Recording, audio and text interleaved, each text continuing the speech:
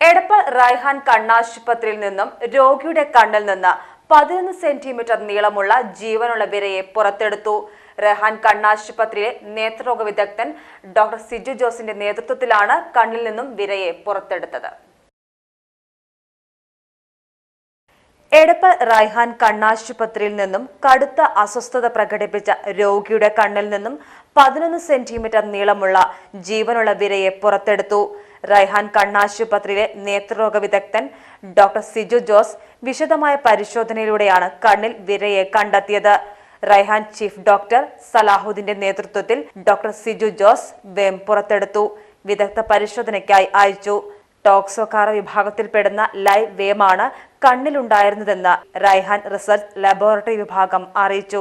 പ്രാഥമികമായി നായ്ക്കളെയും മറ്റ് കാനഡുകളെയും ബാധിക്കുന്ന ഇവ മനുഷ്യർ ഉൾപ്പെടെയുള്ള മറ്റ് മൃഗങ്ങളെയും ബാധിക്കാം. വീട്ടിൽ വളർത്തുന്ന ജീവികളിൽ നിന്നും മറ്റുമാണ് ഈ വിര കണ്ണിലെത്തുന്നത്. പൂർണ്ണമായും വേവിക്കാത്ത മാംസം കഴിക്കുന്നതിലൂടെയും മനുഷ്യരിലേക്ക് പകരാം. പെറ്റ്സുകൾക്കുള്ള വാക്സിനേഷനും വൃത്തിയുള്ള ഭക്ഷണവും പരിസരവുമാണ് കാഴ്ച വരെ നഷ്ടപ്പെടുത്താൻ സാധ്യതയുള്ള ഇത്തരം വിരകളെ തടയാനുള്ള മാർഗമെന്ന് Raihan high hospital CEO chief ഒഫ്താൽമോളജിസ്റ്റുമായ ഡോക്ടർ ടി.കെ. സലാഹുദ്ദീൻ അറിയിച്ചു. Positive news Ponnani.